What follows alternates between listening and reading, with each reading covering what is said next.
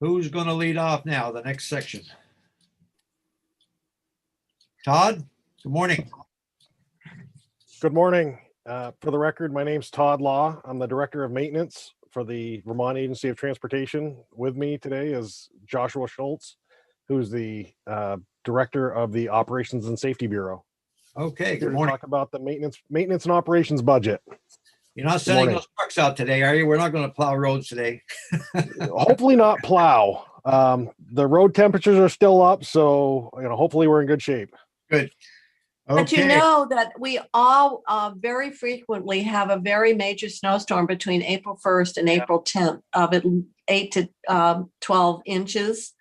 And usually it's wet, slippery snow. So I just want you to know that Chittenden County doesn't take advantage of that. We have warmer weather here. It's up in Newport Way in Caledonia. That's where they spend all the money on maintenance. So, yeah. all right.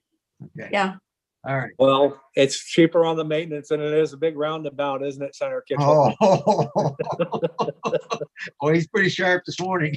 Well, I know. All right, Todd, go ahead this morning. Thank you. Good morning. So I guess we're here to talk about the recommended budget, and just want to reiterate that the maintenance and operations and safety bureaus stand by the governor's recommend of the $92.5 million of T funds for the maintenance appropriation. What'd the House do on that? They had reduced that to 87.7 million with the makeup of that with COVID relief funds. Well, So they kept it level. They just did a funding swap. they took some of the 50 million, is that what you're saying? Yeah. In other words, they kept the recommended funding level for maintenance the same. They just changed the composition of the funds The fund. underneath that total amount. They get into our piggy bank. Okay. All right. No, it was a way of leveraging the 50.4 million federal highway to support this other policy initiative without any reduction in maintenance. So Todd, what is your reaction? Everything is all right on that, or what's? No, just that we are we are standing by the 92.5 million. Oh, I see. So you didn't want to take any of the extra, the money from the other fund? we already have some of it in our appropriation. We've offset some already for other T fund initiatives, downtown development, etc.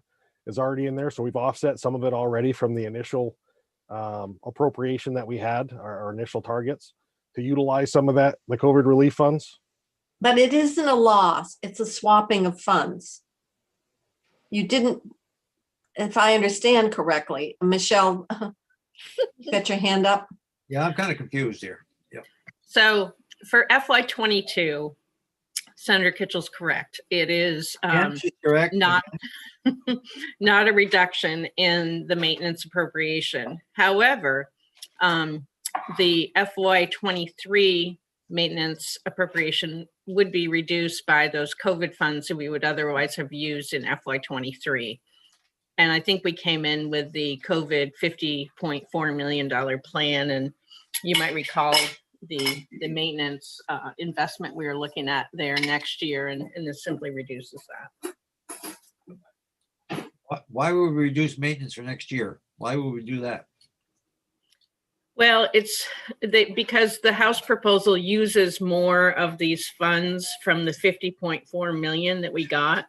Those are the unrestricted funds that we can use for maintenance that we otherwise wouldn't be able to. Oh, okay. And so by bringing in more of the ones that we had planned to reserve for maintenance in FY23, that would, potentially reduce the flexibility we have in using those funds on maintenance in that period. Senator Perchlik? I had a question about how we were doing this year on maintenance. Like, I'm assuming it's lower than budgeted, but I just wondered. We are looking fairly good so far. Winter maintenance has been a saving grace from last year. The problem is last year we were 10 to $12 million over. So we're running about what we anticipated for winter maintenance right now. Salt costs are down. Our salt pricing was down. But that's not to say that there aren't other issues out there, much like the potholes that have really popped up and been very prevalent this year. So we're only starting to see some of the additional expenditures, based on especially this good sugaring season that we're having. Good for maple sugaring, bad for roads. That freeze thaw cycle that pops the roads and creates more issues. And we've been out a lot with patching in the last few weeks. Yeah, I took the road that goes through Groton over to 302. What is that? 242? Yeah. 242? Yeah, it goes through the Groton State Forest. That was kind of undrivable over like 10 miles an hour just because all the frosty. So hopefully they level out a little bit. But so Todd, on the maintenance budget, does that happen sometimes like in a year that you might not use as much salt, that you then have an opportunity to be a little more aggressive on potholes or other maintenance things? Do you kind of able to do things that you're not able to do in other years where you're just, I got overtime and tons of salt? Yes, there's definitely enough maintenance repairs out there. We're actually looking at some of slope stability issues. We've actually put some money into 242. It's funny that you bring that up because that's on our district leveling program for this year. So we'll be out there within the next few weeks putting new culverts in that are being, we're utilizing some of those additional funds that we didn't spend on winter maintenance to purchase the culverts and hire a contractor to put them in, because the paving plan is fairly aggressive this season. We have a lot going on utilizing some of those COVID relief funds we're definitely looking at spending that any monies that we didn't spend on winter maintenance for other items, culverts and slopes and potholes and fixing up roads. So yeah, we have a very, very aggressive schedule for this year. Our maintenance personnel will be extremely busy. Right. So they're always busy whether it's snowing or not. Like you'll give them, you'll always make work, or not make work, but there's tons of work to do regardless. Correct. Bridges. Yeah, we're putting some money into bridges also. So those are some of the things that we've shifted some of the winter maintenance funding for. Okay. Which helps us in the long run on maintenance, other maintenance. Okay. Thank you.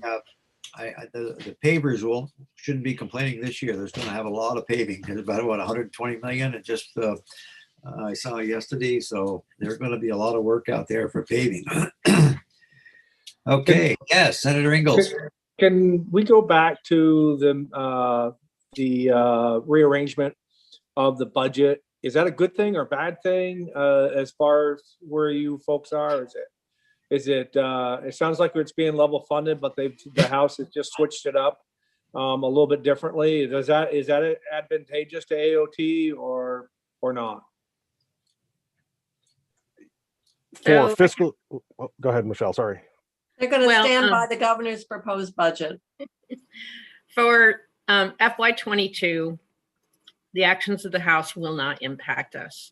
But for FY23, we will have a reduced amount of those flexible federal COVID funds that we received that could be used in maintenance. Okay. And so we might find ourselves more constrained at that point. Okay, thank you. So what I thought I heard, I just wanted to be sure of that. Thank you.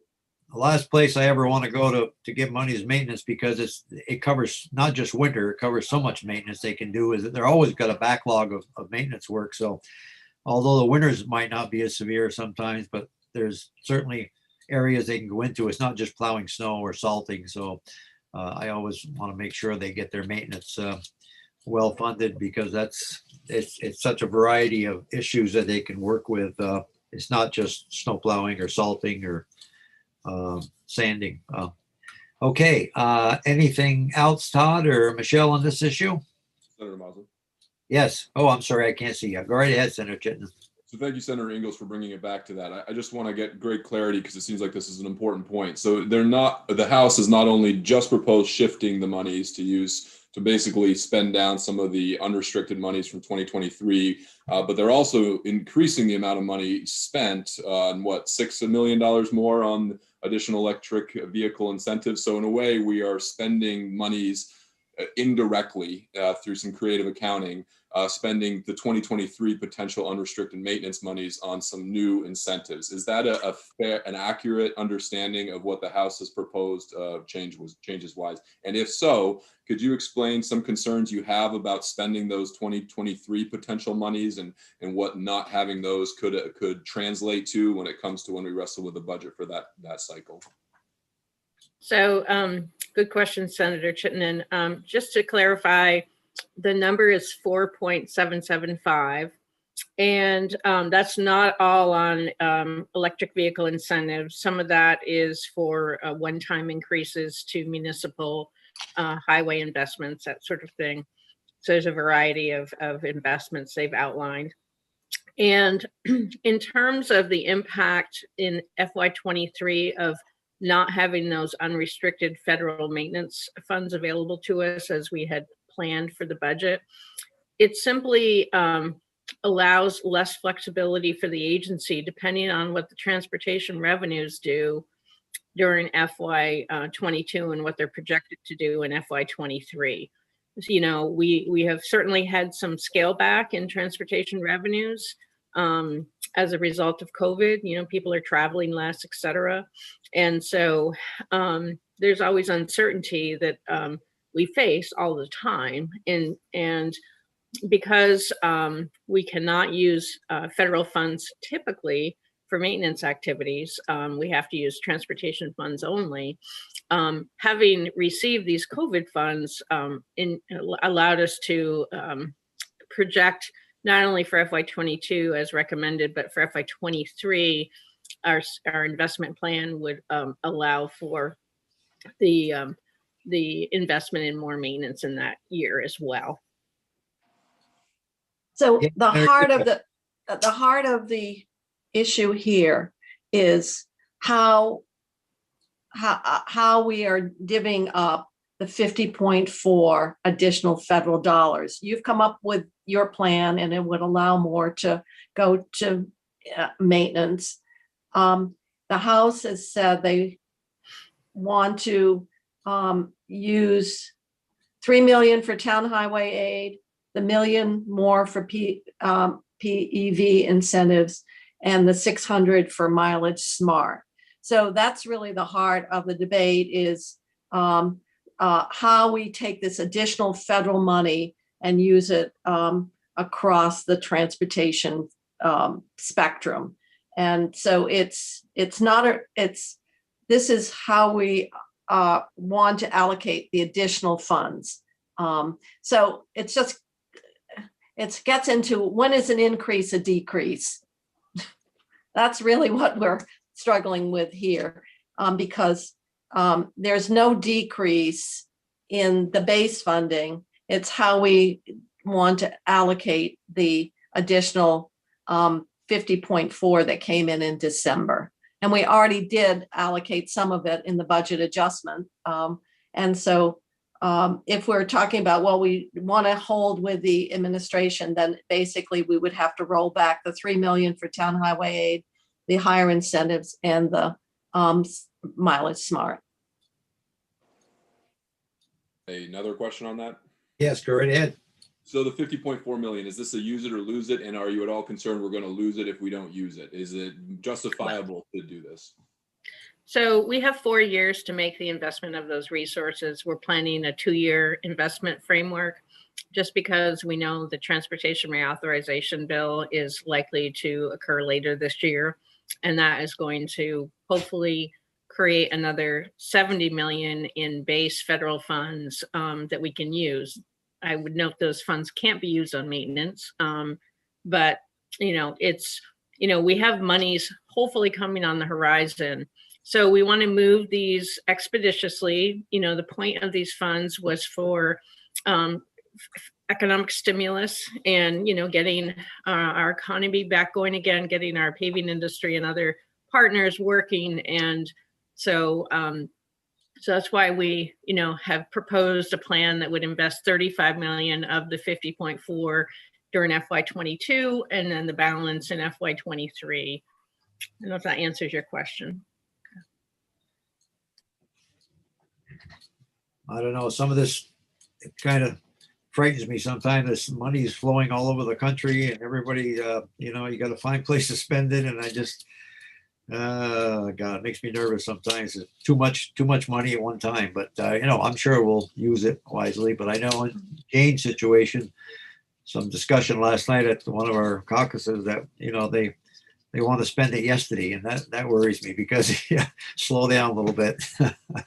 Well, I think the big, for me, the big concern is that you're using it for one-time expenditures. That's right. And That's right. so all of these have to be very clear that this is one-time money. That We're was not, every year. uh, Yeah. and in fact, when we added the positions, some positions in 315, we made it very clear. We put in language that this is not a commitment to ongoing funding of positions or whatever you're using it for. So I think certainly one could argue the 3 million for town highway Right, aid that's would right. have the That same worries me. economic benefit as maintenance, which is probably what it is. And then the more for incentives or mileage smart, I guess you could say maybe that doesn't have the same putting people to work, might help people get to work, but it's just a matter of how you carve up that 50.4 and what you want to spend it on. But it is one time. Although it is interesting that you're anticipating 70 million increase, because then that would allow probably some of the federal funding you can free up to use for more maintenance as well. Because Well, it's that all worries me about the fungible, 3 million. The 3 million, once that, you know, and I agree, but once that goes to the towns, it's going to be very difficult next year in the future to bring it back to 27 million, because that 3 million, I hope it's very clear that it's one time, but well, I would suggest that we add language in that makes Oh, it yeah. very clear that I'll this put that funding is clear. available as a result of one-time federal funding. because it's And going to it's be not, very difficult. it should not, is not an ongoing appropriation commitment. Oh, they're going to get a lot of extra money this year, the towns. I saw the list the other day in the paper of all the towns, how much they're going to receive. I think Colchester is number one to 1.6 million or something. And every community is getting a good chunk. Well, that gets back to the earlier comment that I made, and that is when the House was building its budget, that really was not as well known in terms of that additional federal funding. Right. So that's a big one chunk. of the questions I think all of us have, regardless whether we're talking about education where money's moving down, or here for municipal support, or any other areas where that the rescue plan may alter the decisions we want to make, because Yeah, right, the that's money is flowing now in ways that weren't necessarily known when, say, the House was building its budget. Good And point. we can go back and look at that relative Yes. to it's 175 million in total Yeah. going out to municipalities under that rescue plan. Very, very, I mean, communities are getting a good chunk. Like I said, every one of my communities, I'm sure everybody here this morning, if you look at the list on your communities, are getting a very big chunk. Like I said, Colchester is 1.6 million. I mean, that's huge for the town. And So maybe maybe it's better to think about, if you wanted to do something, is there something more identifiable as a standalone kind of, investment, something right. that we would like to move forward? I hope we consider that. I hope it's open for discussion, because I'd like to consider that, because it's too much at one time. But Senator Kitchell, as you said yesterday, all the communities still don't know what they're going to get. I mean, because it hasn't been determined because of the complexity of how the county Yeah. piece is going out. That's the big unknown. And not to keep on pounding on this, but I think points are well made that any of these monies that we're peeling off from this or that has to have a long-term impact. It scares me on these one-time appropriations, Right. no matter what type of warning that you put on there, but that they're not ever going to come back again. But it would be just nice to make sure that you can see the benefits of it from the next year going forward, Well, that, hey, either we did that- something useful. Yeah, so maybe we would think of if we wanted to do more on the municipal side, or whether we do in light of all the additional federal money that's flowing out, is town highway aid the best place to do it? Right, yeah. And We have to consider that. I hope it's open for discussion. I think we'll spend some time on that because it really is an important issue. Like I said, the town highway aid, their aid right now, they could buy 5 new pickup trucks, and it's not specifically earmarked for what they have to do with this. And so it's a wide open discussion. And with this extra money, I just hope we do it carefully because it's not going to last forever, believe me. Yeah, and one more thing, and I apologize, keep on going back to it, but just other forms of federal money that are coming in. The PPP money, for instance, which doesn't have anything to do with us, but makes your point, Senator Mazza. Yeah. One company that I spoke to said, I applied, never thought I'd even get it the second Right. time, and Yeah. I paid off 4 vehicles. Yep, I there you paid go. them off. Yeah. Yeah. So, anyways. So Senator Mazza, I just wanted to go back to one thing that Senator Kitchell was referring to. The potential reauthorization increase of $70 million annually in our federal highway funds. Of course, those would be the restricted funds that we can't use for maintenance. Right. And, we're estimating right now that it'll probably be about a $12.5 million T-fund match that we're going to have to come up with to be able to draw those funds down. So, we do have some longer term pressures that we are planning for.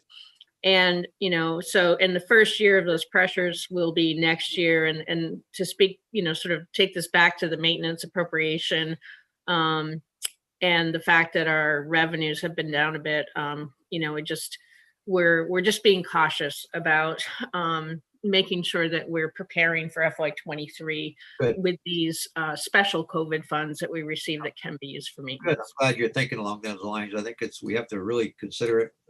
It's not going to last forever, and we've got to do the right thing at the right time because it's very exciting to think you can spend all this money, but sooner or later we're going to be faced with back to reality. And this new federal money they're talking about, the $3 trillion, which I think is perfectly ridiculous again because it's so much money. But I don't know what. It's over 10 years. Yeah, 10 We years. won't even be here to spend Oh, it. no, Dick. that's right. That's true. That's good. All right. Okay, we have to worry about it. Senator Mazza, may I follow up on Michelle's comment? Yes, go right ahead. Thank you, Michelle. That really helped me understand what we're looking at here and what our trade-offs are. To clarify, though, in defense of the House, and this is the comment I heard you say just before this, they're proposing to spend more of this 50.4 because it was intended to rejigger, to stir up, to reinvigorate the economy. So there is an argument on their side that's worth considering about allocating and moving this money into this year aligned with the intention of this $50.4 million. Is that a fair statement as well? Yeah, I think that's a fair statement. They've identified vehicle incentives and the town highway investment. I think Senator Mazza or Senator Kitchell made a good point that, maybe $3 million in town highway structures versus general town highway aid might be a better longer term strategic investment. Yeah, I would agree with you, Senator. We'll have a discussion on that. Because like I said, when I look at in our town and it's 1.6 million, that's a lot of money to come into Goldshot. They can do a lot with 1.6. In fact, I asked the town the other day, what are you going to do with it all? I mean, it just hit them by surprise because it's a huge number. Not that they will spend it, but I don't know how much more they need from. That's why in H315 we put in money for the league and for the RPCs to work with towns so that with the money that they're getting, first of all, they're getting advice on making sure what they're spending it on is permissible. Second of all, think about how to use that money so that there's a long-term benefit from it. Right. Not buying all pickup trucks. I mean, Right, with right. ERA, every town had a new fire truck. Yeah, that's right. Yeah. So that is part of our thinking, is how to get towns to think in terms of a long-term environment around how to spend this windfall in ways that things that they might need, like municipal buildings and improving, or energy efficiencies, Right. or other infrastructure investments that they've postponed or would like to do. So I just want to bring this conversation back to the bill that hopefully we're going to finish up, but that's why we put in funding to work to provide resources and technical assistance and visioning, so to speak, to assist the towns with this money. Yeah, I can see the council members of South Burlington spending this on cars for all the council members, new pickup or something, I've been pushing for a community pool for a long time. So if we can make this work for an indoor and outdoor pool. I figured I'd get a reaction there. A Yes, ma- Michelle, did you? A Mazda pie for every house. Yeah, there you go. Bye. Michelle, yes. I think Todd might have had another thing. Okay, to add. Todd, go right ahead. I'm sorry. Go Yeah. ahead. No, that's okay. To Senator Kitchell's point, we're also gearing up our technical staff to go out. We provide a lot of technical assistance to towns. I know Senator Ingalls was talking about that when we did a presentation. So we're gearing our employees up and the project managers and technicians to go out there and assist with any road related. They really are a great resource, and I know the RPCs work with them and the tax. So that's it's a good resource. And I think we could really make some strides in the municipal infrastructure if we provide the sort of the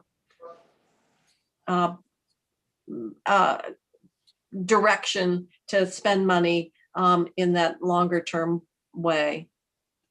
Well, I saw Newport yesterday is 1.4 million in paving, and I didn't know they had any roads. I thought they were all gravel up there. I didn't know they had to pave. Well, we're gonna have them. They're going to have ferry service on Lake Yes, from we are. Magog. We're gonna have ferry service as soon as we get that canal from Magog to Champlain. He'll have his boat in next week. I bet Yeah. he's ready to get his Yeah. boat in there. He's ready to Yeah. go. I gave my 30-day notice to my wife at my car wash. I said 30-day notice, the boat's coming out. Oh, there you go. Yep. I bet she listened too. Okay. What else we have in this subject? Anything else? Or we've covered it pretty well. We're going to get back to it naturally, but it gives us a good starting point. Okay. All right. Well, thank you very much. And we'll move on to the next subject this morning. What do we have next? So, Senator Mazza, we have Rob White and Joel Perigo with us this morning as well to talk about a few more sections of the T-bill. Okay. And this gets more into the town highway discussion. Okay, good. Thank you. All right.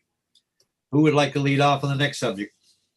That will be me. For the record, my name is Joel Perigo, and I am the Intermunicipal Assistance Program Manager.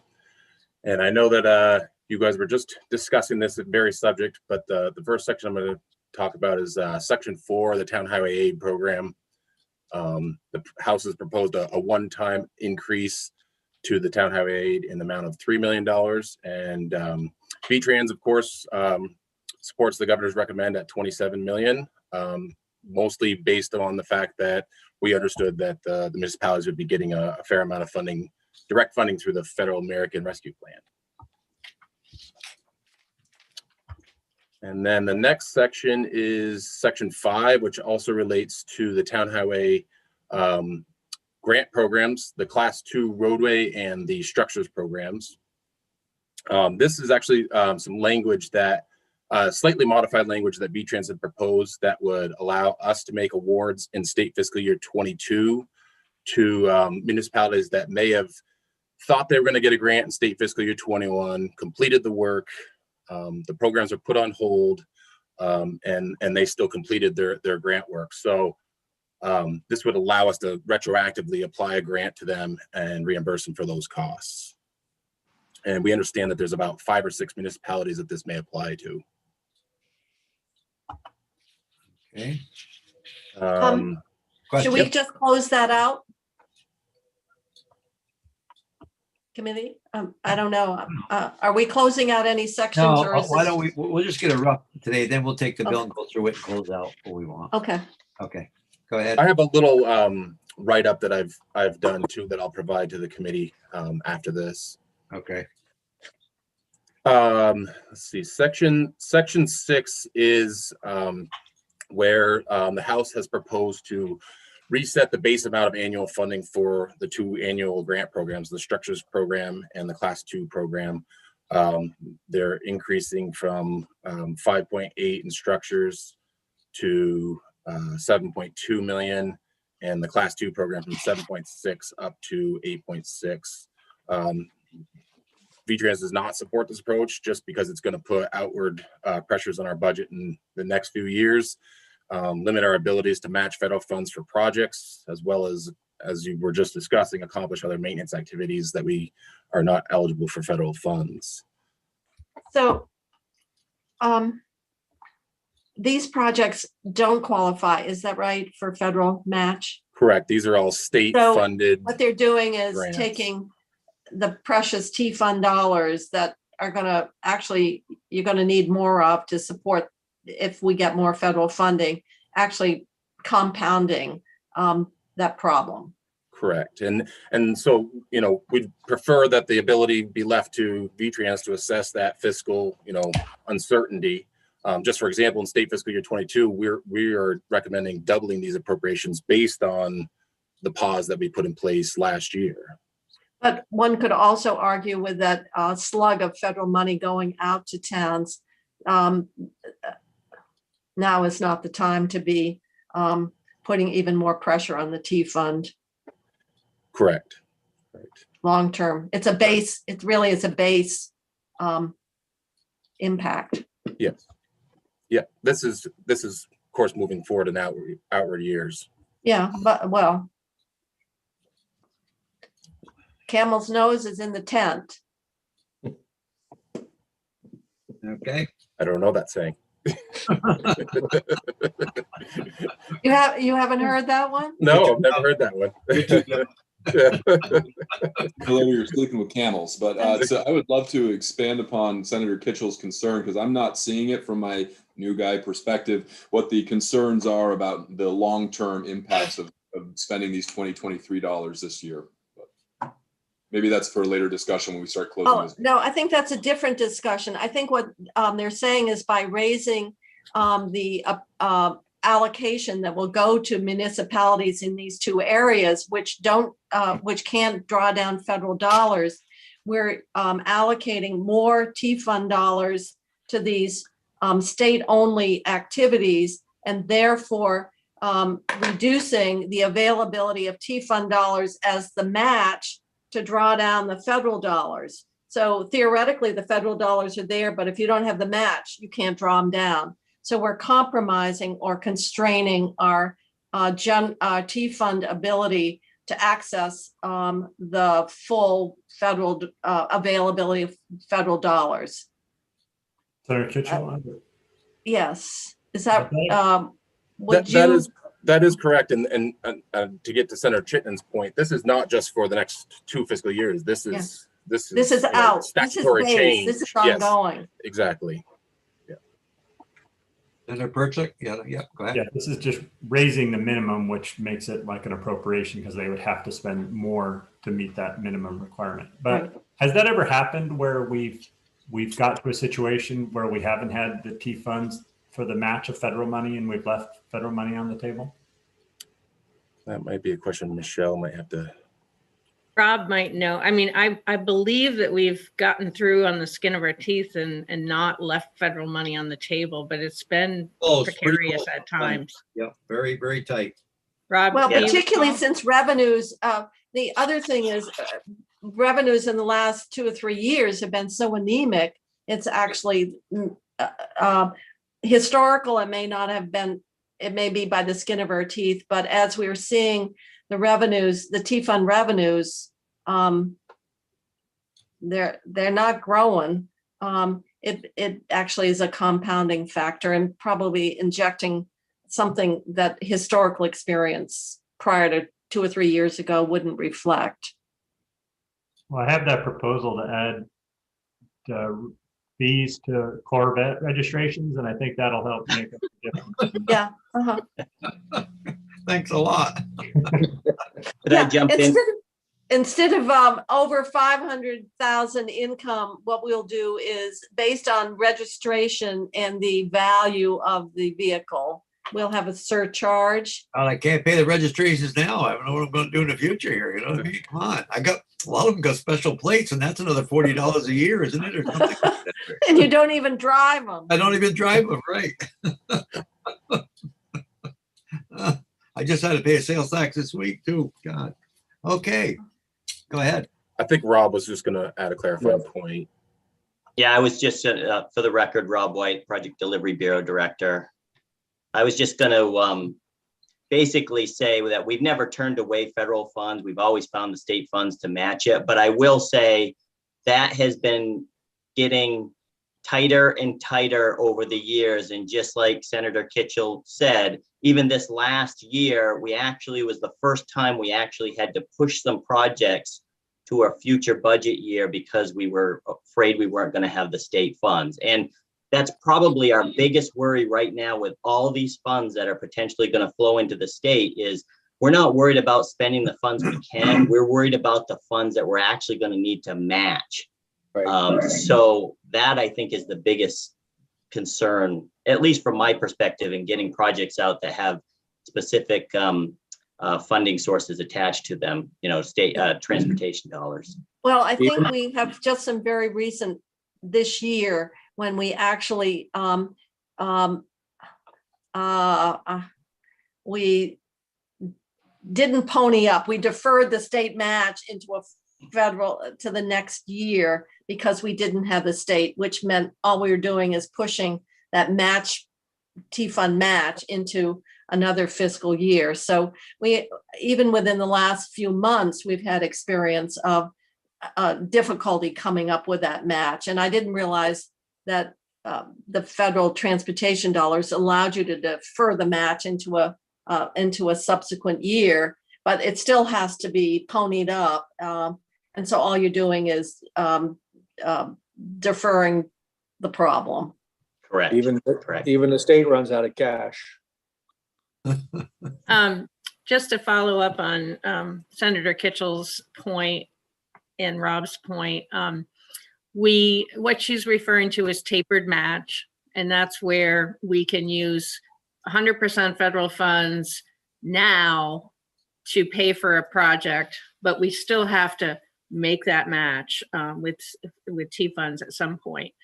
The other thing we've done, and if Lenny were here, he would spend about 10 minutes explaining to you all of the programs, activities that we have federalized and found ways to federalize that we previously had used T-fund dollars for. And a lot of those are creating ways to use T-funds for maintenance activities, for using our IDIQ contracting methods, and for some of the, like bigger culverts and different things that we would have historically used T-funds for. We're now using federal funds. Sometimes we're having a little more process we have to add in terms of federal permitting requirements, but we've simply just had to stretch those T-funds further and further. We were able to get federal legislation included a few years ago whereby we could use federal CMAQ funds, congestion mitigation, air quality funds, to pay for our Amtrak service. So we could reduce the amount of T-funds we were using to pay for Amtrak services, which is about currently $8 million a year. So we've pulled a lot of tricks out of the hat to be able to use federal funds, and we're going to have to come up with some more tricks going forward. And Senator Madsen? Yes, go ahead. So who would be other than the House members, when and if we get to a conference committee, would be advocating on the other side? Would it just be like the League of Cities and Towns? I just wondered. Assume we'd hear from them on why they think. Oh, I'm sure. Oh, yeah, they will be front and center, I'm sure. Yeah. But it all depends how good we make it. I think that they would be open for some interesting discussion, I think. Any other questions, comments? I have Yep. one more section to cover here, Go ahead, go right ahead. Yep. which is section 7. And most of the changes in section 7 are editorial, with the exception of one, which is raising the cap on the grant awards for the Class 2 paving program, which is currently at $175,000. And in practice, the structures program has always mimicked the Class 2 program, even though it's not in statute. And the House has proposed to raise that cap up to $200,000. I think somewhat related to the fact that they increased the base minimum. But again, V-Trans would prefer to keep that ability for us to assess that on an annual basis. Quite often, those awards underspend that $175,000. And the only result from this would be that because those grants are given out to municipalities on a kind of a percent of funding distributed over time, so take the total amount, they have a certain amount of Class 2 mileage in the entire state. I think the chair, Lanfear, she mentioned spreading the peanut butter. It's very much like that. We only have so much to spread. And so all it's going to do is result in a longer period of time in between, when municipalities are going to receive a grant. So by increasing that amount. So we prefer to leave it at the 175 and allow V-Trans that flexibility to assess that. Does that mean you can go above the 175? No, but we could reduce it to go to spread that money out even further. I mean, honestly, in practice, it's stayed at $175,000 for as long as I've known it, many years now. And like I said, I can provide you a report that shows that many of the grants are underspent at $175,000. And what, Senator Miller, Yes, go ahead. what's the local share of those projects?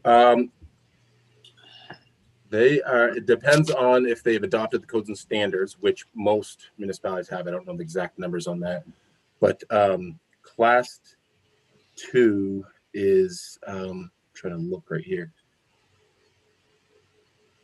10 or 20%? 30% if they have not adopted, and 20% if they have adopted on the Class 2. On the structures program, it's 20% if they have not adopted and 10% if they have. Okay, so it's the state share that's limited to that 175. So it kind of, in one way I would look at it, would you say this is right, Todd, to say that keeping it lower does support smaller towns? Like, because bigger projects, I assume, are more likely to be in bigger towns, or that's not necessarily the case? Not necessarily true, especially when it comes time for culvert replacements, and there's many factors that go into it. The depth of the culvert and just the fact that most time we're upsizing culverts and that sort of thing. So we see just as larger projects in the small towns. And so there's no connection there. It's not like they have more expensive. The only thing would be in the Class 2 grants, where a lot of the smaller towns have less Class 2 mileage, and because of that, they're only allotted a certain amount of that total funding over time. They get less over time. So. And just because you're not having a big, more complicated intersection projects or something that. Or correct. I mean that's at the discretion of the towns, whether they use that for like you're saying, a complicated intersection project, or just typically like an overlay type treatment. Right. So, but the main argument is that you're spreading it. I don't think we should use peanut butter. I think we should say maple cream. That we could spread the maple cream out further. Exactly. Yes. Okay. Anything else this morning on this issue? All right. Well, thank you very much. Appreciate it. Thank you. Okay. Thank you. Michelle, what would you like to do next? So next, Senator Mazza, I'm going to be joined by Linda McGinnis. And Linda McGinnis is a technical partner of ours, and she'll talk a little bit about her framework and background. But there has been a group of folks who have been working on a program called Replace Your Ride. And it came to our attention last fall, and we were following the efforts. And this is another incentive program, a new and different one, that is designed to complement the two programs we've been talking about this week, the new PEV program and the Mileage Smart program. And it takes things a little bit further in terms of working towards reducing greenhouse gas emissions by removing internal combustion engine vehicles from the fleet. And so kind of like a cash for clunkers type framework, if you will. And by incentivizing folks on top of incentives they might already receive through the new PEV program or Mileage Smart, or through other options that we would make available to save household transportation costs by getting into a more efficient transportation option. So that's sort of the overview. I believe yesterday or the day before, Anthea walked us through the language, might have been yesterday. And Linda has a PowerPoint presentation, and she is going to take us through more of the details and the policy framework of this effort, and talk about our partnership, and give us a much more insight, and then we'll take questions. Thank you. Linda, good morning. Are you with us? Good morning. Good morning, and happy surprise snow day on this April Fool's Day. April Fool's. Yeah. Thank you very, excuse me. Thank you very much for the opportunity. Well, thank you for going out. Thank you. Okay, go right ahead. All right. Well, for the record, my name is Linda McGinnis, and I'm here in my capacity as the co-chair for the Replace Your Ride Steering Committee. I'm an economist specializing in energy and climate policy, and I've had the honor of serving two administrations, both the Shumlin and the Scott administrations, in a variety of capacities. And also had the honor of working with Senator Perchlik. I was the co-chair of the Clean Energy Development Fund, and look forward to getting to know each of you. So thank you for the opportunity today. I'm going to try and we're sorry you had to work with Senator Perchlik, but that's all right. Oh yeah, it was a pain. It was a real pain. I can imagine. I can imagine. Yes. Yeah. He puts us through a lot here too. Okay, great. So I'm going to share my screen, and I always get a little nervous on this, so bear with me. It actually works. I'm just glad I don't have to share my screen. So.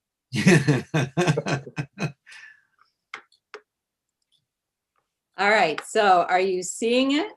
Yeah. Yeah. Excellent.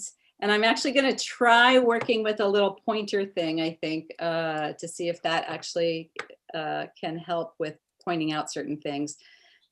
But it might just be really irritating too. So if it's irritating, let me know.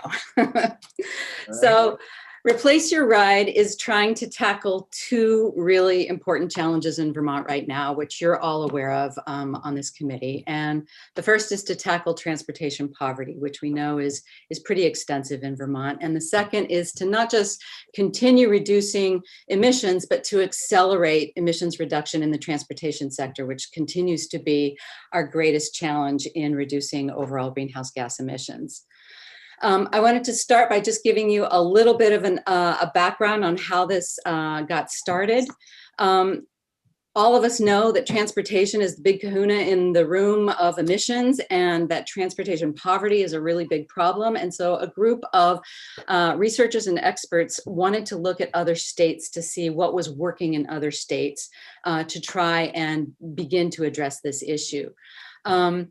We came across some really successful programs that have been in place in California for the past couple of years that work directly on these two challenges. And we decided to take this to the Energy Action Network Annual Summit. And for those of you who haven't participated in this summit, I really hope you can this coming year. Many, many legislators participate in this. It happens in October of every year. And what they do is they have what's called a policy pitch session that is within a given theme. And this year's theme was on transportation and thermal equity. And the policy pitch is sort of like Shark Tank, only much nicer, in that they do a call for policy proposals, and they get about 35 to 40 every year. Of that, they pick 10 that seem to be sort of the most fully developed. And those 10 have to present in 5 minutes to the 200 people who come to the summit. And that the 200 people generally are leaders from the administration, legislators, private sector, nonprofit sector, all interested in energy and climate change. This year, Replace Your Ride was selected among the top 4 by all of those who participated. And that allowed us to have a small amount of funding to carry it further and broaden the group that we were working with. So in November, we established a steering committee and an advisory group, and I'll share with you who's participating in that. And over the course of the next couple of months, we really developed a detailed proposal in close collaboration with the administration. And we're really proud to say that in January, we got really strong support from both the House and from the governor's budget proposal. And it currently stands in section, I think, 16 of the T-bill at 1.5 million. And now we're presenting to you. Oops, there's that irritating little pointer that I'm using.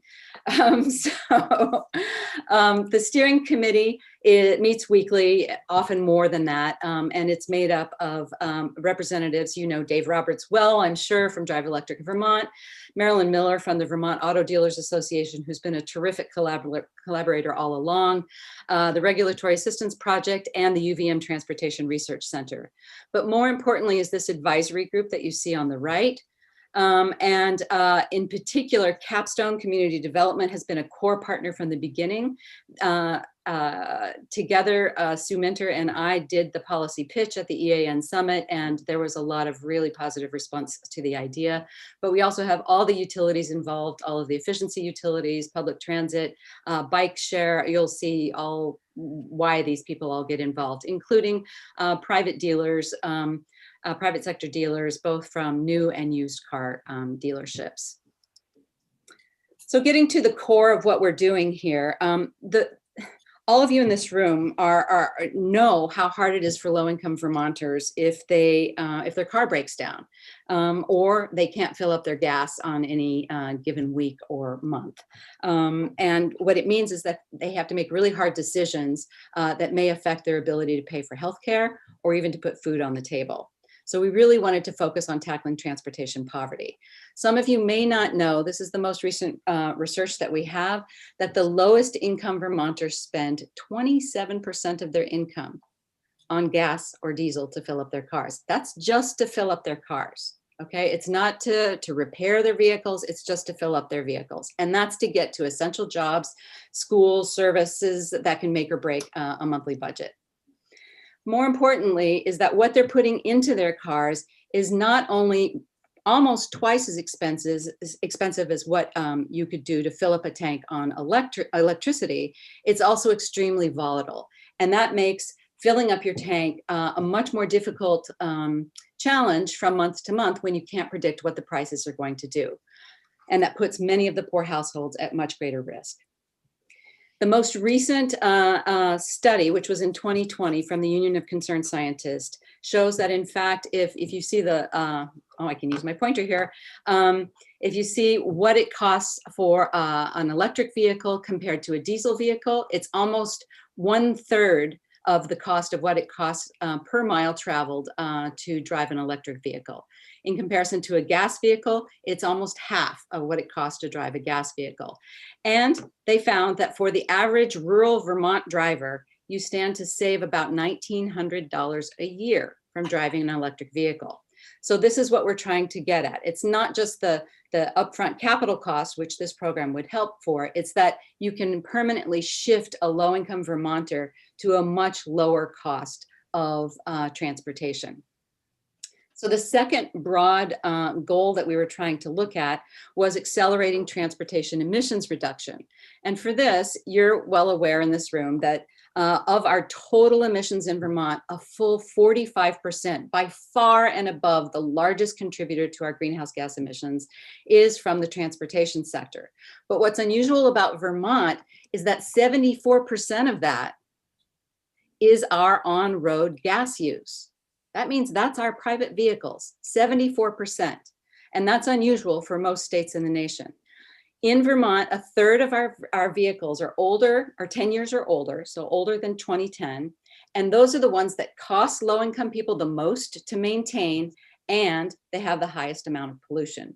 So we wanted to look at all of these things together and address both of these challenges. And what this program that we're proposing, Replace Your Ride, is looking specifically at that. So what it does is it provides up to a $3,000 incentive only for lower income Vermonters, not for everybody, just for lower income Vermonters, to first scrap their older, high maintenance, high polluting vehicle, and we're defining that as 10 years or older, and use those funds to replace it with either a newer used electric vehicle or plug-in hybrid, or to use it for shared mobility options like Zipcar or Go Vermont or CarShare Vermont, or if they want to get out of cars altogether, for a bicycle, an electric bicycle, or an electric motorcycle.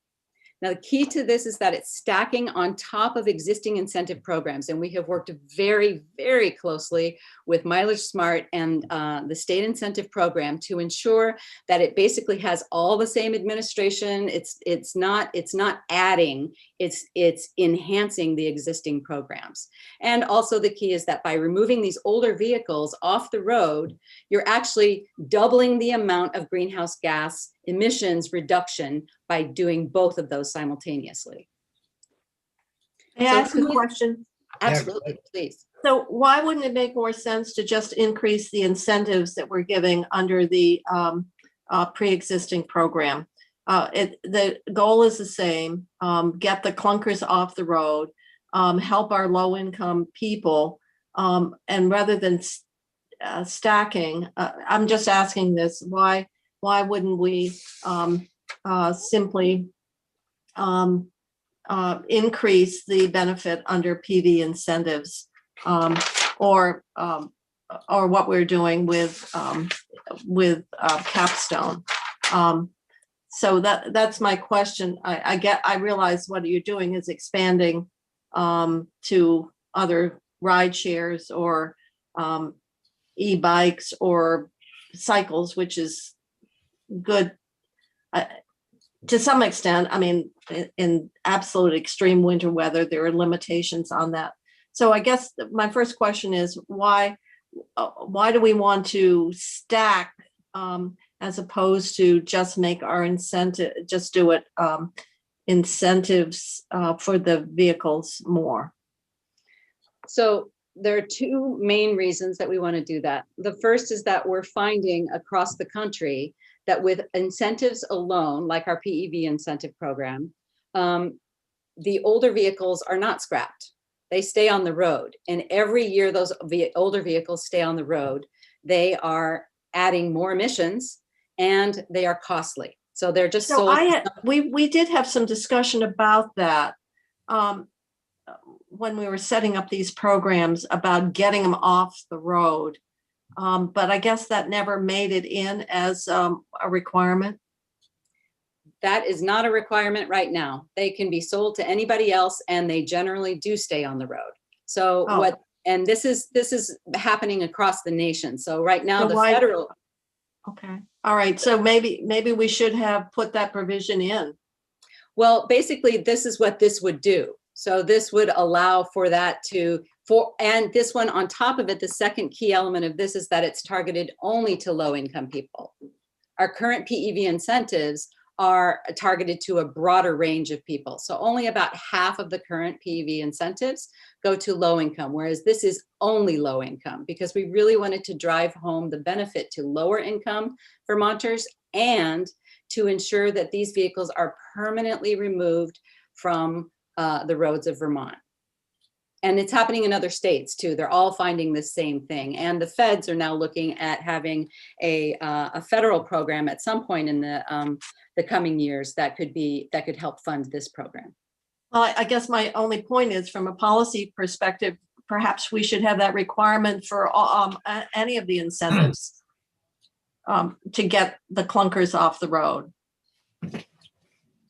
This essentially, this would essentially do that because it's the same administration. So that's basically what you would be doing with this, but you would be providing. Only if you stack. Correct. But you're getting that added $3,000 that would encourage people to bring that old vehicle in. Otherwise, they're not bringing the old vehicle in. I guess my point is we're stacking it for the group of people that are getting the incentive already. This would add to it.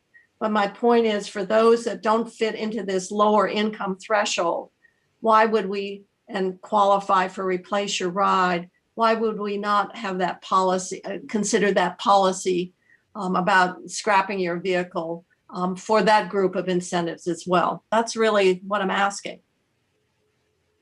Maybe I could respond to that, Senator Kitchell. if You that's okay. understand what I'm, I do. my point is? Okay, Yeah, thank you. I do. I guess what I would posit on that is that the folks that are in the upper income brackets are probably going to have a vehicle that is not very old. I would say 5 years old or newer in probably the likely scenario in that case. And in those cases also, they're probably not going to have a very low fuel efficiency vehicle. We're finding that people in the lower income brackets are the ones that are driving the older vehicles that are more the gas guzzlers and that sort of thing. So I don't know that it would be wise in terms of the overall auto market to start scrapping vehicles that are newer. Now, I suppose you could make it sort of the same characteristics. The vehicle has to be 10 years old or older. And if somebody in this higher income bracket had one of those, you know, we're going to talk in a minute about some of the other criteria, but it's something to think about, I guess. Okay, well, I was thinking that we were doing this incentive as a way of reducing carbon emissions, but all if we're doing is keeping those trade-ins on the road, unless they're high mile, then I don't see that our incentive is helping us with a carbon emission goal. That's, I guess, what I'm struggling with. Yeah, I guess, you know, there's only a certain pool of people that are owning vehicles. And so everybody that owns an electric vehicle is not going to be owning another type of, you know, an internal combustion engine vehicle. So I would say, yeah, those vehicles that they're trading in are still out in circulation. Hopefully they are better performers. And because they've gone into the used vehicle markets, maybe some folks are able to get out of a much older vehicle, and we're slowly making our way there. This program is designed to sort of take us there more quickly. But I do see your point. Senator Perchik, you're next, and then Senator Chit. Thank you, Senator Mazza. Yeah, to Jane's point, I think part of or Senator Kitchell's point is that there is a market development aspect. You know, it's not just about emissions. We're trying to really kind of change the market here. So if you're always trying to get rid of the old cars, it adds a complexity if we were to do it as a requirement for the other program. But my question to Linda is it just 10 years? I think that's what it had in there. Like I have a friend who they're two professors, family. They have two Priuses. Both of them are over 10 years old, but they're still working cars. I guess they wouldn't meet the income quality, but there are old Priuses out there that are over 10 years that are still good cars, but for them to get this incentive, they would have to scrap it. Yeah, what it's trying to be is what would be the market value of a vehicle. We're trying to get to the oldest vehicles and the lowest income people. And as Michelle said, generally, we are finding from the research that the lowest income Vermonters are driving the oldest gas guzzler vehicles. And so you're cross-hatching it. And they would not be eligible for it from an income standpoint. They would be if they wanted to scrap their Prius for this. But most likely they could get more for the Prius on the secondhand market than $3,000. Basically, the $3,000 mark is what the value of a vehicle on a used market would be. And those are generally older, and a Prius right now would get more than $3,000. Okay, so that's why you didn't have an MPG requirement, is that you figured if it was a still decent performing vehicle, they could sell it on the secondhand market, which is not always easy or desirable by the folks, but I get the point. Well, and we also got we worked very closely with California. We've gotten lots of technical assistance from the lessons they've learned in California, and they were the ones who strongly recommended to keep it simple by not having too many criteria and just go with what would be a proxy for the oldest, highest polluting vehicles. And that proxy was one, $3,000 market value, and two, the lowest income categories. Senator Chittenden? Yeah, so I'm really sorry, I have to drop off momentarily, but I just want to make a couple of comments piggybacking on what Senator Kitchell was saying. I think keeping in mind what our policy objectives are is extremely important in this. And I don't sense this in what you're presenting, but I don't want to lose sight of the importance of public transportation.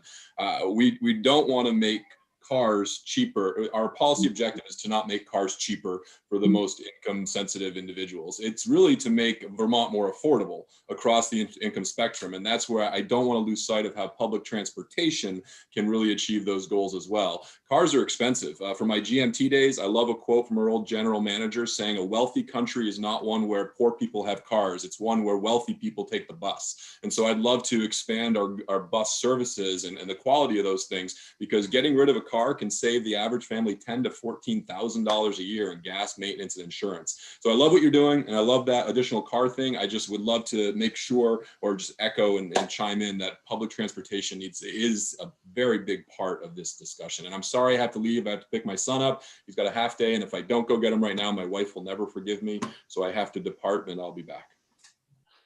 Thank you. So- One of the things I haven't heard this morning, we've talked about energy efficiencies and automobiles.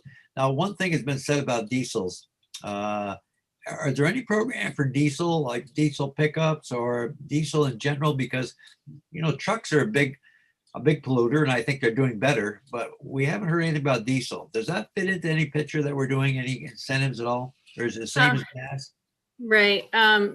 Currently, Senator Mazza, we don't have a specific program related to diesel vehicles. Okay. Certainly, if somebody came with a 10-year-old or older vehicle that was diesel that met the criteria of this program, and Linda will get into more of that in a minute, that would be something that could be traded in. Okay, so there is an option for diesels. Mhm. And big trucks, we're not addressing anything to do with big No. rigs, because that's a different program altogether. Yeah. Okay, all right, just so I understand. All right, go ahead. I'm sorry. All right, so I just wanted to make sure I responded to Senator Chittenden's comment, because it's really important. In this second category right here, this shared mobility category, we include public transit, but because right now we were under the impression that you were going to continue with free fare public transit, this program would not be utilized for that. But the minute you stop with free fare transit, this incentive could be used for transit. We're really trying to encourage people to have choice, not just to go with an electric vehicle, but to use that incentive towards transit, shared mobility, or if they so choose, to go with the electric bike or electric motorcycle option. So that's one thing. And then the second thing for Senator Mazza, absolutely, diesel trucks, if they are 10 years or older, and they're just a regular diesel pickup truck, they would be eligible for this program. So I think I did this before, but I just want to make sure you know what the targeted population is. It's the two lowest income categories, with the one exception of married filing jointly, because we didn't want to discriminate against filing the married filing jointly, so that two individuals could both be eligible for the program. And that's about 250,000 Vermont tax filers. The next thing I wanted to make sure you knew was what vehicles are being targeted. And this is about a third of Vermont vehicles. This is the most recent data from the DMV. As you can see, there's a fair chunk of vehicles out there. These are definitely the higher polluting vehicles and the ones that cost the individual more to maintain. So these are the registered vehicles that we're targeting. And this gets to that notion of how we're going to do it. We really wanted to give low-income Vermonters the ability to choose. Some, to Senator Chittenden's point, really want to get out of a vehicle altogether. So you would have this cash incentive that would enable you to either go with a vehicle option, or to go with a shared mobility public transit option, or a bike, e-bike, or e-motorcycle option. again, we wanted to, and this was based on the very, very useful information we've been getting from California and support from California. The notion of keeping it as simple as possible to stack it on top of the Mileage Smart and the state incentives so that you would actually scrap a vehicle as part of all of this, and to make sure that it goes to low-income Vermonters.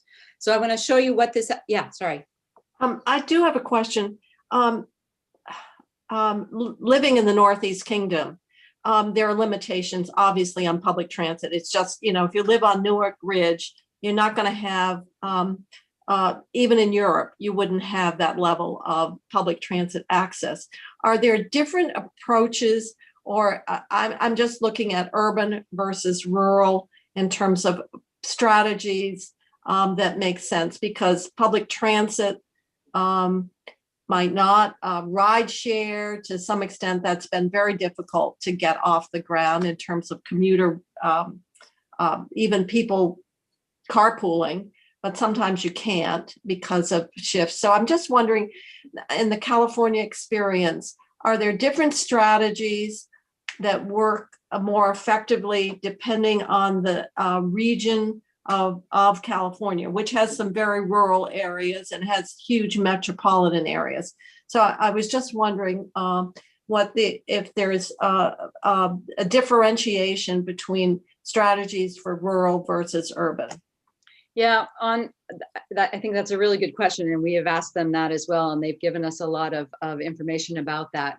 Part of what they recommend with this program, and they really did recommend this ability to choose, and it was because in some places you're not going to have the shared mobility options. In other places, I mean, here in Vermont even, we've been getting a lot of positive feedback from those who are in more urban areas saying we really want to have the electric bike piece.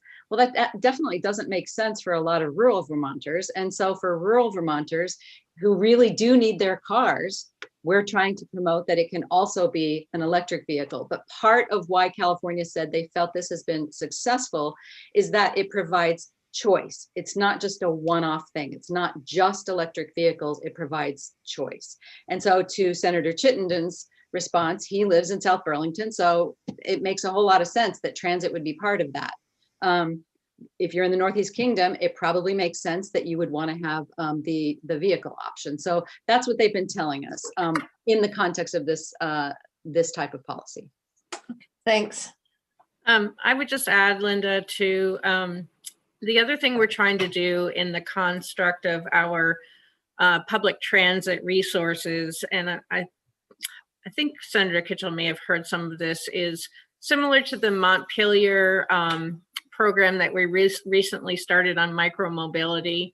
We are trying to figure out how do we deploy electric vehicles into our elderly and disabled and job access transportation systems, and open up some of those seats for rural riders to be able to request an on-demand vehicle to kind of mimic a transit system, but have it be more of a demand response similar to an Uber or Lyft in a rural area where we're already going out to get folks for doctor's appointments or to take them to the grocery store and that sort of thing. So with technology, we're hoping that, in the next few years, we'll be opening up the options for rural Vermonters. Yes, Senator Persley. Linda, is it for like the electric bike, is it 100% or is it up to 3,000 and then a percentage, or just, how do you deal with something that costs less than $3,000? What we're looking at right now, we have a whole group of bike people who are working with us right now.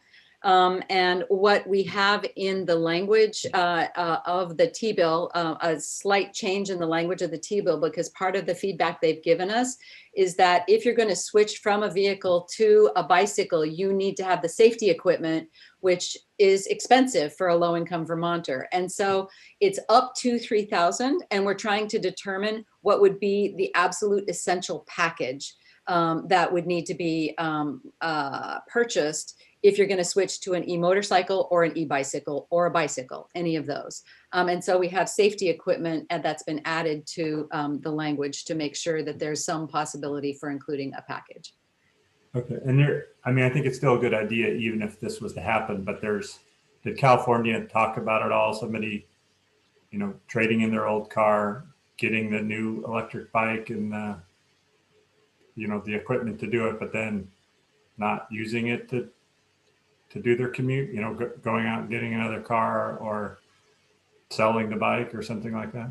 What they have in place right now and what we are currently working on is understand, in fact, our meeting next Monday is specifically about this, is that they have a voucher system which allows you to use a portion of the incentive to purchase the bike and another portion of the incentive to have a voucher for public transit or for shared mobility options, so that you can have, again, some flexibility within that. So we're learning from what they're doing on that so that we can help the administration understand how this might be an option going forward.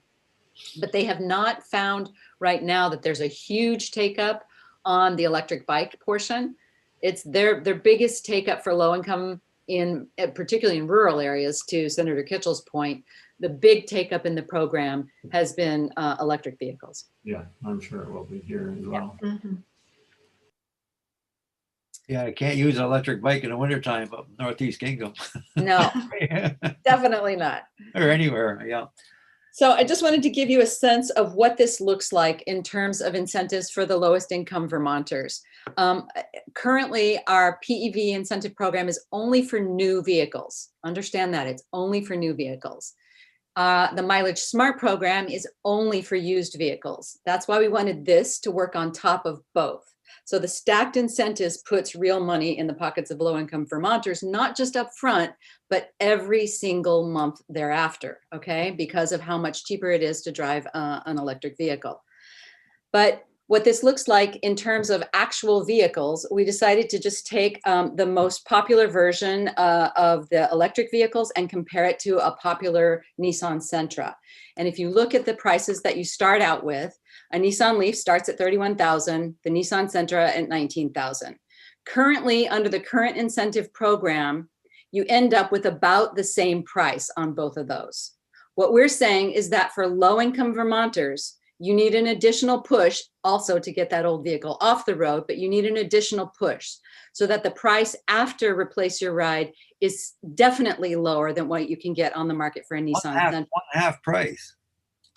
One half, right? That's about. Yeah, well, it's half of what it started out as, and Yeah. that's including incentives from, that's the incentives that come from the manufacturers themselves, right? Wow. So this is what a new vehicle would be. And if you qualify for federal tax incentives, which currently is very difficult for low-income people because they don't have the tax appetite, then you could get it further down. But that's why we put that below here in the gray, because not all low-income people can qualify for the federal tax incentives. Sometimes it's passed through in the lease price. Wow. Yes. Perfect. Yeah, I have to walk over to the State House to count ballots in a very close election for some judges, but I have to leave. But on this point, on the tax credit, they're not allowed to lease as a way of kind of capturing that tax credit. This is only for purchase. No, so this right here, oh, you mean for the Replace Your Ride? Yeah, well, could somebody use their $3,000 incentive towards a lease? Yes. Yes. Okay, they can. Okay. You'd end up with that car for $8,000.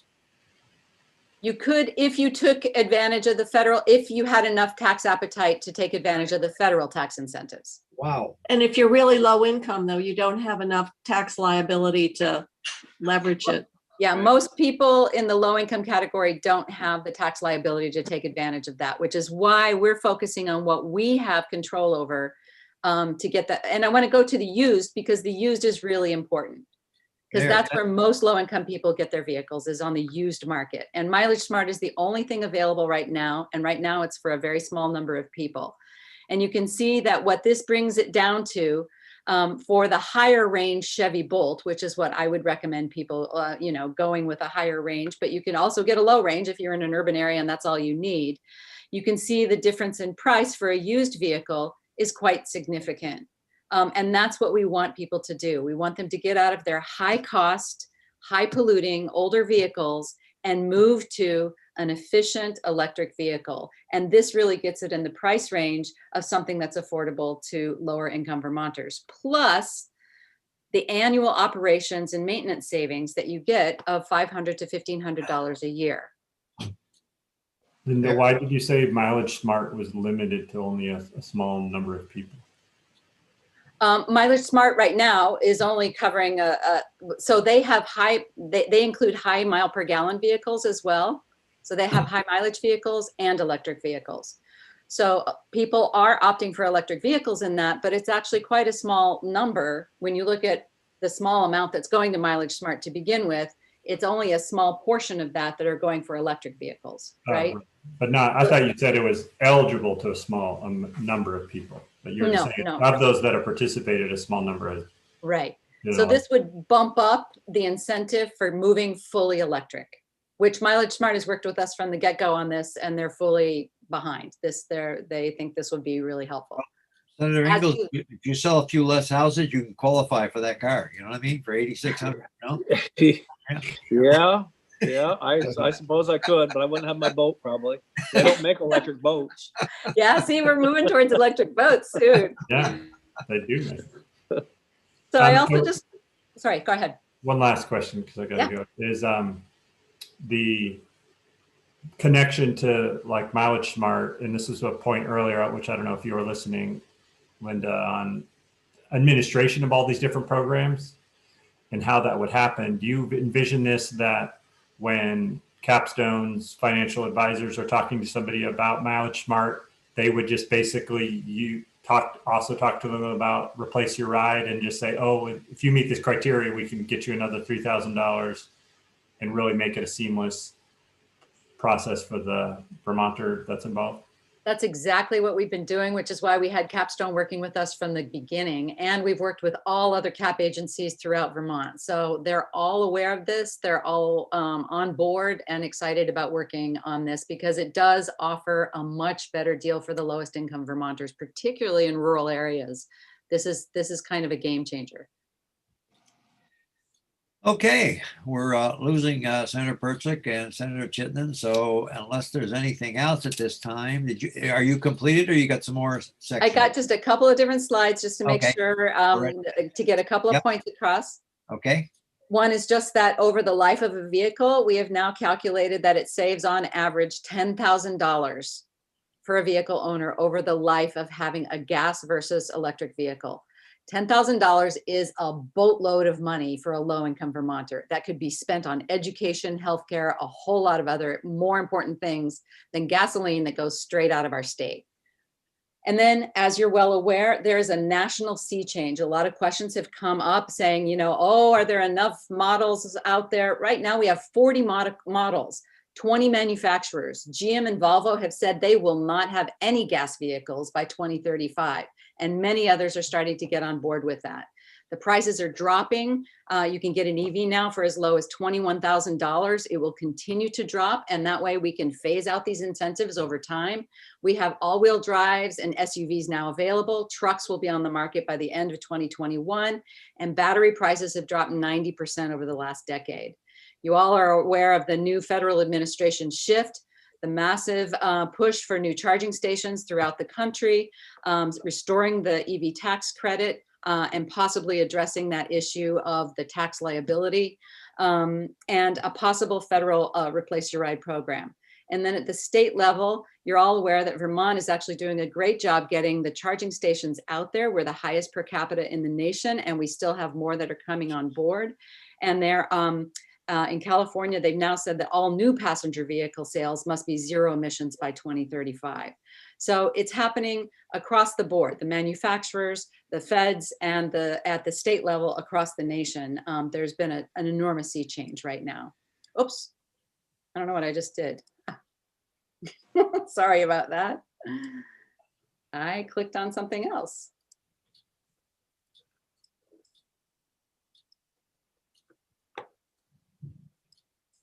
I don't know how I just missed. Can you still see my screen? Yeah. Oh, yeah. You got Biden up there now, Biden I administration. know, I'm wanting to like get my research down. I don't know how I lost that. Well, let's see here. Oh, there. There we Is that go. it? There you Yes. go. All right, sorry about that. So just in case there were, in the House side, they wanted to know what the step-by-step guide was. I don't have to go through this unless you want me to, but it's a step-by-step how this would work in Vermont. And then just an overall, this is what we expect to be the impact of this kind of program. The key is obviously affordability and emissions. And I believe that's it. Oh, and these are the two minor modifications. I'm sorry, the two minor modifications that Michelle can go over if you'd like from what you've been sent are to have the incentive go to an individual and not per individual or married couple.